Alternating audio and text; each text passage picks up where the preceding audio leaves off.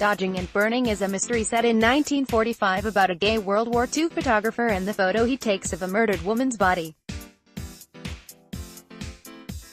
When the corpse goes missing, the photo is the only proof of her murder.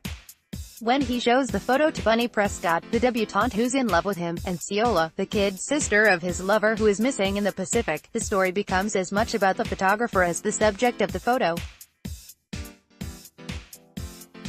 Through the first part of the novel, Bunny becomes increasingly suspicious of protagonist Jay, particularly his motivations for showing her the images of the murdered woman, Lily. Bunny discovers a clue that takes her to a gay bar in Washington, D.C., called Crocodile Tears, searching for answers. This excerpt begins as she enters the bar with Tim, who she met moments earlier on the street. The door flung open and a puff of smoke escaped, trailed by laughter. A tall, horsey woman, wrapped in a horrible bright purple evening gown, emerged. She recognized my new friend and rushed forward, giving him a hug. The little man disappeared into a blob of purple organza and then reappeared again, extricating himself from her gossamer cape, taking a moment to complain she had ruffled his freshly pressed blazer. "Oh, Timmy," she cooed. "Wrinkles make you more rugged. Too much polish on and the boys won't want to rough you up. This is my friend." Quote. "Bunny," I supplied. "Bunny," Tim repeated. "Hop, hop." The purple horror screamed with joy, her large mouth gaping to reveal cigarette-stained teeth. "She's come to see the show," Tim said. "Little Bunny better hop on inside." "Indeed," Tim said. The purple horror stepped aside, motioning for us to enter, her diaphanous plumage rippling and fluttering with each exaggerated gesture. Mellow guitar, a Reinhardt-esque tune of some sort, drifted across the room through the haze. I followed Tim down a few stairs, dropping below the veil of smoke.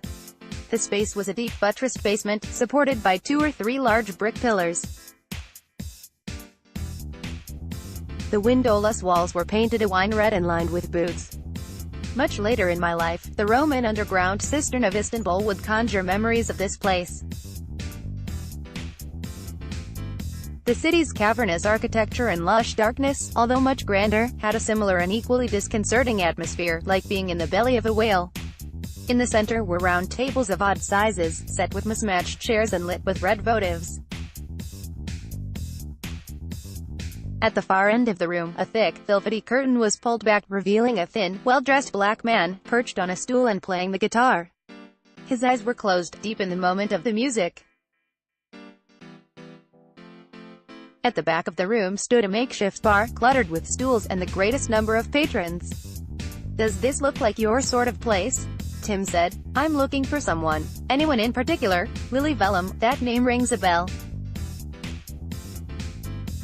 "I remember hearing something about a Lily a few months ago, but I never met her." "What about Teddy B? Why are you looking for him?" "I'm a friend of a friend." "Oh, you'll get to meet Teddy B, all right. He's crooning his dreadful repertoire tonight. Just hang around. I'll bet my toes he's the next act." "God save us if he's doing Dietrich." Remembering another name from Lily's letter, I said, "Do you know a George? Which one do you want?" "George Abernathy." "George Wills?" "Georgie Goodbottom, although I seriously doubt that's his real name." "George Gershwin? George Washington? You'll have to be more specific." I was bewildered, which he clearly saw, because he said, "Darling, why don't you have a seat at an empty table and let Timmy find a drink for you?" "What do you want?" "I'm fine. No need to." "Darling, name the drink." "An old-fashioned. Whatever your heart desires." He clucked and left me. I found a small table near a pillar and sat down. My eyes were beginning to adjust to the submarine blues and ruby reds of the room, and I discovered there were several groups of patrons that I could observe without seeming conspicuous. Around the table nearest me, 3 young men sat together, craned over their drinks, whispering and laughing and smoking. Occasionally, one of the men would extend a slender arm over the center of the table and tap ashes into an empty glass. The gesture had a certain irreverent grace about it, a feminine haughtiness I had never observed in men, except perhaps at my birthday by the lake. Jay had seemed so different that night.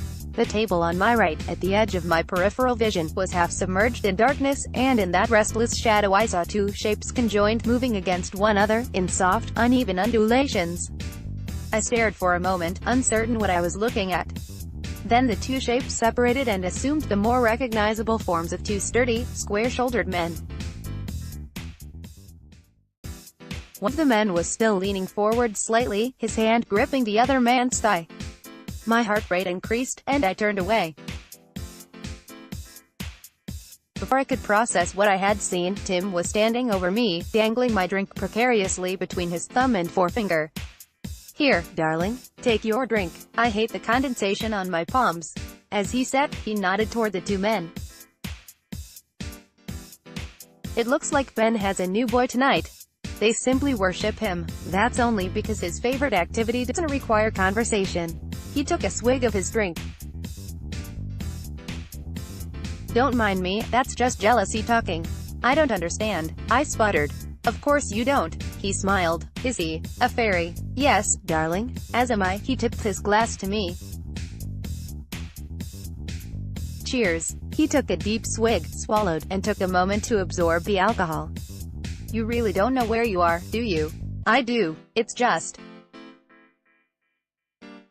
I've never been to a place like this." "Are you a lessee?" "A what?" "A dyke. There are better places I can recommend if you are."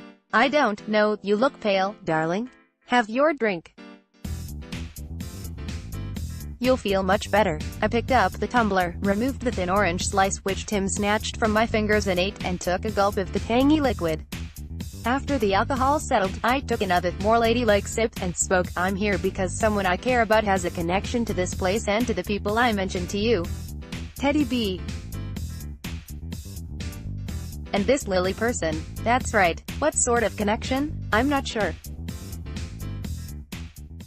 The more I discover, the less I understand. You're beginning to intrigue me. Is that a good thing?"